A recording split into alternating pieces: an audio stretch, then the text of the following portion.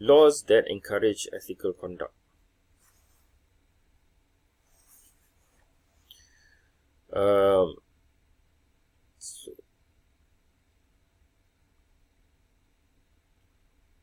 So US sentencing guidelines for organizations. In 1991, a US sentencing guideline for organizations created for federal prosecution of organizations. These guidelines provide for just punishment, adequate deterrence, and incentives for organizations to prevent, detect, and report misconduct. Organizations need to have an effective ethics and compliance program to receive incentives in the case of misconduct. In 2004, there were amendments to the US sentencing guidelines for organizations. The definition of an effective ethics program now includes the development of an ethical organizational culture. Executives and board members must assume the responsibility of identifying areas of risk, providing ethics training, creating reporting mechanisms, and designating an individual to oversee ethics program.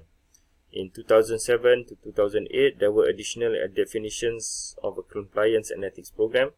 Firms should focus on due diligence to detect and prevent misconduct and promote an organizational culture that encourages ethical conduct.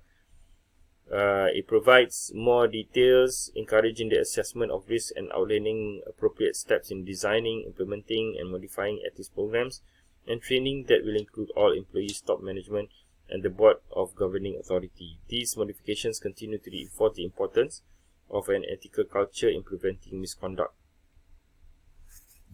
In 2010, there were amendments for reporting to the board. Chief compliance officers are directed to make their reports to their firm's board rather than to the general counsel.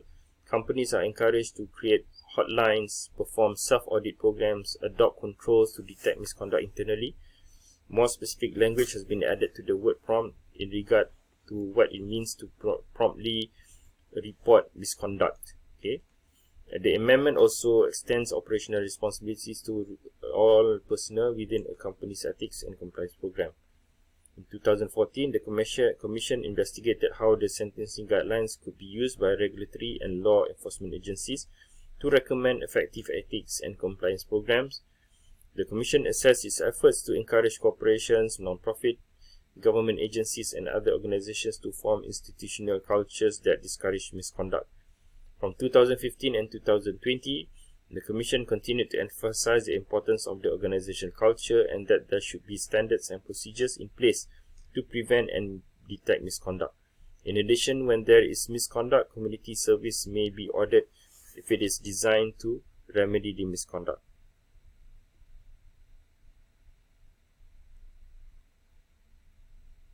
Federal sentencing guidelines for organizations. So federal sentencing guidelines for organizations creates an incentive for organizations to develop and implement programs designed to foster ethical and legal compliance. The objective of the federal sentencing guidelines is to create incentive so that organizations will create programs that foster ethical and legal commission. And this guideline is developed by the US Sentencing Commission. It applies to all felonies and Class A misdemeanors committed by employees in association with their work. Organizations that demonstrated due diligence in developing effective compliance programs to discourage unethical and illegal conduct may be subject to reduced organization penalties if an employee commits a crime. So it encourages. So basically, these federal sentencing guidelines encourages organizations to have to run some ethical programs within their organization to inculcate ethical behavior among the employees. And as an incentive, the federal sentencing guideline says that if there were unethical behavior by employees of organizations that has actually implemented ethical programs, then the penalties on the organization due to their employees' misconduct is reduced because they have shown an effort to inculcate ethical behavior among the organization through ethical programs. So in order to be able to be eligible for the incentives, companies must implement the firm or company must develop and disseminate effective compliance standards and procedures. Okay, it must be oversight by a high-ranking personnel in the organization. Some organizations have specific ethics chief ethics officer, okay, a high-ranking personnel that specifically looks at ethics. No one with a known propensity to engage in misconduct should be put in a position of authority. So, if a person is, if an employee seems to have tendency for misconduct, then they should not be put at a position of authority. A communication system must be in place to disseminate standards and procedures to all level of employees. So there must be effective communication. Should have a way for employees to report misconduct without fearing retaliation, monitoring and auditing systems as required. So employees should be given the all the necessary facilities for them to report any misconducts without fearing any retaliation from the company. If misconduct is detected, firm must take appropriate and fair disciplinary action.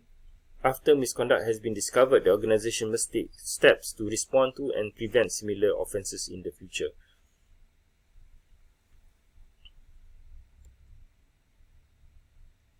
So there are amendments to the Federal Sentencing Guideline for Organization. A 2004 amendment to the FSGO requires a business governing authority to be well informed about its ethics program with respect to content, implementation, and effectiveness. The 2005 Supreme Court decision held that the Federal Sentencing Guidelines were not mandatory but should serve only as recommendations for judges to use in their decisions. The 2007-2008 amendments to the FSGO extend the required ethics training to members of the board of the governing authority, high-level personnel, employees, and organization agents. A 2010 amendment recommends having the Chief Compliance Officer make reports directly to the board. It encourages companies to extend internal ethical control. It helps our employees recognize what it means to report an ethical violation promptly. So what does promptly mean? Okay, it means the extent of operational responsibility to apply to all personnel within the company's ethics and compliance program. Makes it possible for companies to have their penalties for misconduct reduced if their ethics program met 4 conditions. So in order for them to be to receive this incentive of reduction in penalties, they need to have 4 conditions, satisfy 4 conditions. The first, misconduct discovered internally and not discovered by an external party. Promptly reported to regulators. Any misconduct is reported promptly. Nobody with operational responsibility can be involved in the misconduct. Okay. Compliance officer has direct access to the governing authority to report the misconduct. In 2014, FSGO focused its attention on the sharing of best practices among regulatory and law enforcement agencies. The Commission encourages the development of such programs and supports the sharing of best practices among industry associations. The Commission also assesses the efforts of non-profit organizations, for-profit companies, governing agencies, and other organizations in formulating effective institutional cultures that prevent unethical conduct.